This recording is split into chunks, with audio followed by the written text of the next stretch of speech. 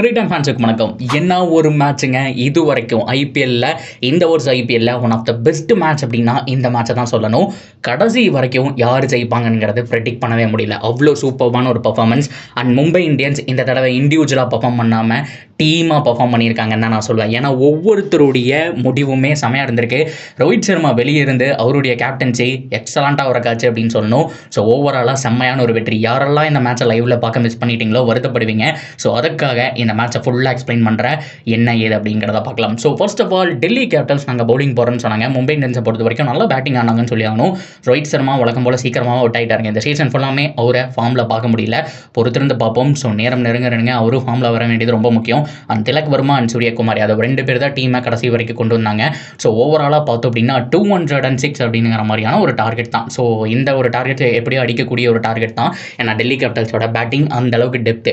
ஆனால் கருண் நாயர் இன்னைக்கு வருவார்னு எதிர்பார்க்கலைங்க. கிட்டத்தட்ட ஒரு 3 வருஷத்துக்கு அப்புறம் dear cricket please give me one chance. நம்மளுடைய சேனல்லேயே அவரை பற்றி ஒரு ஷார்ட்ஸ் வீடியோ போட்டிருப்போம். ஸோ எனக்கு ஒரு சான்ஸ் கிடச்சா பயங்கரமாக ஆடுவேன்னு சொன்னார். இந்த டீமில் 5 மேட்சாக பெஞ்ச் பண்ணுவீங்க அப்படிங்கிற மாதிரி பல பேர் கேள்வி கேட்டிருந்தாங்க.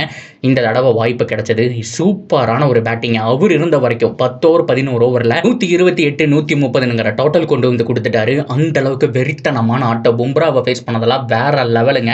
ஸோ 89 ரன் அடிச்சார் மனுஷன். ஆல்மோஸ்ட் செஞ்சுரி மிஸ் பண்ணிட்டார். அவரோட ஹையஸ்ட் ஸ்கோரும் இதுதான். செஞ்சுரி அடிச்சிருக்கணும். ஸோ சரியான ஒரு கம்பேக்காக இருந்திருக்கும். பட் இருந்தாலுமே இதுவே முதலுக்கு மோசம் இல்லைன்னு சொல்லி ஆகணும்.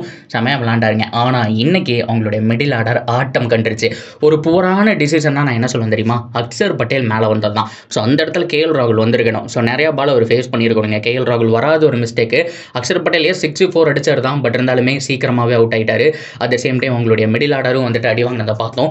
ஆசுதோஷ் சர்மா எல்லாருமே அவசரம் கொடுக்க மாதிரி ரன் அவுட்டுக்கு தான் அவுட் ஆனாங்க. விப்ராஜ் நிகம் நல்ல டச்சில் இருந்தாருங்க. ஸோ அவரும் பார்த்தோம் அப்படின்னா தேவையில்லாமல் இறங்கி வந்து அவுட் ஆனார். ஸோ இதை தொடர்ந்து மும்பை இந்தியன்ஸோட ஃபீல்டிங் சான்ஸே கிடையாது. ஸோ இப்படி இருக்கிற நிலமையில் ஸோ 10 ஓவருக்கு நீங்கள் என்ன நினைப்பீங்க? ஸோ 10 ஓவர் 11 ஓவரில் 130 அப்படின்னா ஆல்மோஸ்ட் சேஸ் பண்ணிடுவாங்கன்னு தான் நினைச்சீங்க. ஆனால் எக்ஸலண்ட்டான ஒரு பவுலிங் சும்மா ஆட்டம் காமிச்சிட்டாங்கன்னு சொல்லி ஆகணும். அதற்கு காரணம் ரோஹித் சர்மா அண்ட் கோ. வெளியில் இருந்து பவுண்டரியில் இருந்து பார்த்தோம் அப்படின்னா ஸோ அவங்களுடைய கோச்சஸ் மகிழா ஜெயவர்தனை, ரோஹித் சர்மா எல்லாருமே ஸோ தயவு செஞ்சு அந்த எண்டில் ஸ்பின்னை கொடுங்க அப்படிங்கிற மாதிரி சொல்லிட்டு இருந்தாங்க. பொதுவாக கிரிக்கெட்டை பொறுத்த வரைக்கும் 2 எண்டு இருக்கும். ஸோ நிறைய பேருக்கு இந்த ஓவர் இடையில விளம்பரம் போடுறதுனால தெரியாது. ஆக்சுவலாக சைடு மாற்றுவாங்க இல்லையா? அதில் பவுண்டரியோட லாங்கர் சைடு கொடுக்கும்போது ஸ்பின்னர்ஸாக மேக்ஸிமம் கொண்டு வரணும். ஏன் அப்படின்னா ஸோ அந்த சமயத்தில் நீங்கள் 6 அடிக்கும்போது அது லாங் ஆன்லையோ லாங் ஆஃப்லையோ கேட்ச் ஆக மாறதுக்கான சான்ஸ் இருக்குது. நிறைய மிஸ் இட் நடக்கும். ஸோ அந்த எண்டில் பார்த்தோம் அப்படின்னா ஸ்பின்னர்ஸ் தான் வரணும். இன்னொரு எண்டில் ஃபாஸ்ட் பவுலிங் கூட போடலாம் அப்படிங்கிற மாதிரி தான் ஐடியா. ஸோ அந்த சமயத்தில் கரண் சர்மாவை அங்கே கொண்டு வான்னு கார்த்திக் மாடியா கிட்ட பல தடவை சொன்னார் ரோஹித் சர்மா. கரண் சர்மா வந்தாருங்க. அவர் ஒரு மேஜிக்கல் ஸ்பெல் 3 விக்கெட் எடுத்து கொடுத்தாரு. ஸோ அதை தொடர்ந்து back to back 3 run out. சரியான ஒரு சூப்பரான ஒரு ரன் அவுட்னு சொல்லி ஆகணும். ஸோ ரியான் ரக்கில்டன் அவருடைய கீப்பிங் செமையாக இருந்துச்சு. பிடிச்ச செமையாக கலெக்ட் பண்ணி அடிச்சாரு முன்ன பின்ன இல்லாமல். ஸோ கடைசியாக பார்த்தோம் அப்படின்னா 12 ரன் வித்தியாசத்தில் ஈஸியாக ஜெயிக்க வேண்டிய மேட்சை கோட்டை விட்டுட்டு போனாங்க டெல்லி கேபிட்டல்ஸ். ஆனால் மும்பை இந்தியன்ஸ் அவங்களுடைய மாஸ்டர் பிளான், அவங்களுடைய ஸ்ட்ராட்டஜி ஸோ ஆல்ரெடி சொல்லிட்டு இருந்த மாதிரி தான். மும்பை இந்தியன்ஸ் செம்ம சைடு 5 மேட்ச் தோத்துட்டாங்கிறதுனால வந்துட்டு ஈஸியாக சொல்லிட முடியாது.